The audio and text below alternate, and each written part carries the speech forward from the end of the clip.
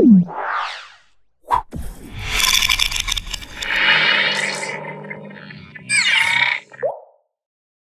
Views, welcome back to our channel. ఈరోజు మనతో ఉన్నారు డాక్టర్ శ్రీ ఆచార్య అనంతకృష్ణ స్వామి గారు. గురుగారితో మాట్లాడదాం. నమస్కారం గురుగారు. నమస్కారం అండి. గురుగారు ఎలా ఉన్నారు? బ్రహ్మాండంగా. గురుగారు, విశ్వం యొక్క అనుసంధానాలను ప్రకటించి చాలామందికి మీరు మనీ పరంగా అయి ఉండొచ్చు, హెల్త్ అయి ఉండొచ్చు, బిజినెస్ అయి ఉండొచ్చు, అన్ని విషయాల్లోనూ వాళ్ళకి మీరు సహాయం చేయడం జరుగుతుంది. కానీ ఒక సరైన శిష్యుడికి ఉండాల్సిన గుణాలు ఏంటి? విశ్వంకి సంబంధించిన విషయాలు నేర్చుకోవాలి అంటే సరైన శిష్యుడు అంటే ఏదైనా సబ్జెక్ట్ నేర్చుకునే వాళ్ళు ఎవరైనా సరే ఒక స్టూడెంట్ దాని పట్ల శ్రద్ధ ఒకటి ఉండాలి, రెండు జిజ్ఞాస ఉండాలి, మూడోది ఏంటంటే దాన్ని నేర్చుకోవాలనే ఒక కసి ఉండాలి.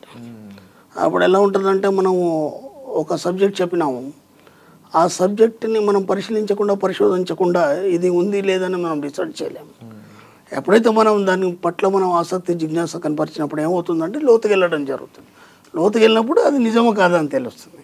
అప్పుడు కదా అది దాన్ని తెలుసుకోగలుగుతాడు. అలాంటి జిజ్ఞాస ఉన్నప్పుడు ఏదైనా సాధించవచ్చు.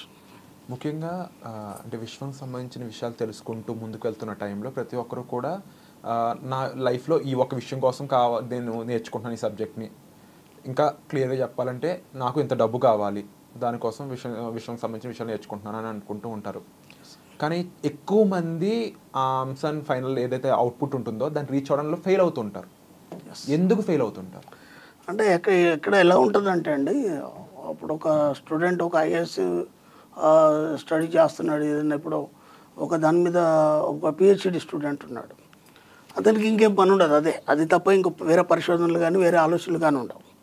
ఇక్కడ ఏమవుతుందంటే మనం ఈ డబ్బు అనే విషయానికి వచ్చేసరికి మనం విశ్వాన్ని జోడించి దీన్ని ముందుకు తీసుకెళ్తున్నాం. కాబట్టి ఫస్ట్ ఆఫ్ ఆల్ ఏంటంటే ఈ సబ్జెక్ట్ అనేది అందరికి కొత్తగా ఉంటుంది. ఇది అర్థం కాదు, తొందరగా అర్థం కాదు. దీన్ని కొద్దిగా మెల్లిమెల్లిగా అవగాహన చేసుకోవాల్సి వస్తుంది. దాంతోపాటు ఏమవుతుందంటే ఎన్నో అనుమానాలు వస్తాయి. అనుమానాలు వచ్చినప్పుడు తీర్చడానికి ఎవరు లేరు, ఒకటి. రెండు, ఇది మనకి ఎక్కడ ఎతికినా దొరకదు సబ్జెక్ట్. ఎందుకంటే నేనేం చేశానంటే దీన్ని మన యొక్క వేదానుగతంగా కొన్ని తీసుకొని కొన్ని పురాణాల నుంచి దాని నుంచి మన వాళ్ళు ఏం చెప్పారు, మన మైథాలజీ దాని నుంచి కొన్ని తీసుకొని దాన్ని ఒక పద్ధతిగా దాన్ని సమకూర్చడం జరిగింది. ఇక్కడ ఏమైంది, మనిషి స్టార్టింగ్లో కొద్దిగా మన వీడియోలు విన్న తర్వాత కానీ లేకపోతే ఈ సబ్జెక్ట్లోకి ఎంటర్ అయిన తర్వాత బాగానే ప్రయత్నం చేస్తాడు. కొంతవరకు అతని సమస్యలు తీరడం కానీ లేదంటే డబ్బు రావడం కానీ కొన్ని కోరికలు తీరడం అయిపోయిన తర్వాత ఆ సంతోషంలో మళ్ళీ సబ్జెక్ట్ కంటిన్యూ చేయాలనేది మర్చిపోతాడు. ఆ మర్చిపోవడంలో ఏమైపోద్ది, ఆగిపోతాడు. అయిపోయిన తర్వాత మళ్ళీ ఏం చేస్తాడు, ఇప్పుడు చాలామంది విషయాల్లో ఏం జరుగుతుందంటే, ఇప్పుడు ఫస్ట్ రాగానే మనకు చాలా పేమెంట్స్ ఉంటాయి కట్టేటి, అప్పుడున్న ఒత్తిడి 15 తర్వాత ఉండదు మళ్ళీ. అర్థమవుతుంది. ఎందుకంటే ఆ 15 వరకు అన్ని క్లియర్ అయిపోతాయి, ఇంకా 15 రోజులు ఉంది కదా మళ్ళీ ఫస్ట్ అని తర్వాత చూసుకుందామనే ఆలోచన ఉంటుంది. అలాగే మనం ఏం చేస్తామంటే డబ్బు అవసరం ఉన్నప్పుడే దాని గురించి ఆలోచించి ఒత్తిడి తీసుకొస్తాం. సింపుల్ సబ్జెక్టు మీరు ఆలోచించే విధానం అంతే. ఎందుకంటే ఇప్పుడు మీకు సడన్గా 1 లక్ష రూపాయలు అవసరం ఉన్నాయి, అర్జెంటుగా కట్టాలి, ఓ బాబు ఫీజు కట్టాలో లేకపోతే ఇంకేదో అవసరం ఉంది, అత్యవసరం. ఇప్పుడు పదే దాని గురించి ఆలోచిస్తాం మనం, ఓకేనా? అది అవసరం లేనప్పుడు దాని గురించి ఆలోచించాం కదా. పదే ఆలోచించినప్పుడు ఏమవుతుందంటే నీ ఆలోచించినప్పుడు ఆ ఆలోచన తరంగాలు ఏవైతే ఉంటాయో పదే ఎందుకు చెప్తున్నాను మళ్ళీ అంటే పదే ఆలోచించినప్పుడు ఆలోచన తరంగాలు విద్యుదయస్కాంత శక్తిగా మారుతాయి. ఇది ఒక సైన్స్. విద్యుదయస్కాంత శక్తిగా మారి అవి న్యూట్రాన్లు ఎలక్ట్రాన్లు ప్రోటాన్లుగా విడిపోయి ఆ విశ్వంలోకి ప్రయాణించి నీకు కావాల్సిన 3 సరుకుని తీసుకొచ్చి నీ జీవితంలో ఇస్తాయి. అది డబ్బు కావచ్చు, కోరికలు కావచ్చు, ఇంకేమైనా కావచ్చు.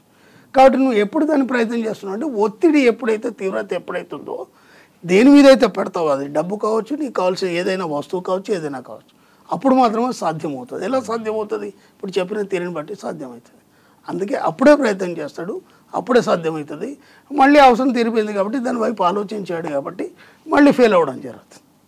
సో అవసరానికి తగ్గట్టుగా మనిషి ఆలోచనల విధానాలు వాటి మీద ఉండే సంకల్ప బలం కానీ దాన్ని దగ్గర చేస్తూ ఉంటాయి. తీవ్రత ఉండాలి, తీవ్రత ఉన్నప్పుడు ఏదైనా సాధించవచ్చు. బర్నింగ్ డిజైర్ అని అనొచ్చు అంట. ఎస్, బ్రహ్మాండంగా అనొచ్చు దాన్ని. వండర్ఫుల్ గురుగారు. సో అప్కమింగ్ క్లాసెస్ కానీ అంటే ఇంకా ఈ సబ్జెక్ట్ని మరింత ముందుకు తీసుకెళ్తూ మీరు నెక్స్ట్ క్లాస్ ఎప్పుడు పెట్టబోతున్నారు, ఎప్పుడు ఉండబోతున్నాయి, వాటి గురించి ఇన్ఫర్మేషన్ ఇస్తాను. ఓకేనండి. ఇప్పుడు మనకి 2024 అండి, మనకి 15th సెప్టెంబర్ వచ్చి మనకి రాజమండ్రిలో ఉంటుందండి. అలాగే 22 సెప్టెంబర్ వచ్చి మనకు రెగ్యులర్ క్లాస్ మళ్ళీ హైదరాబాద్లో ఉంటుంది. అలాగే 29 సెప్టెంబర్ వచ్చి మనకి అనంతపూర్లో ఉంటుంది. 6th అక్టోబర్ వచ్చి మనకి విజయవాడలో ఉంటుంది.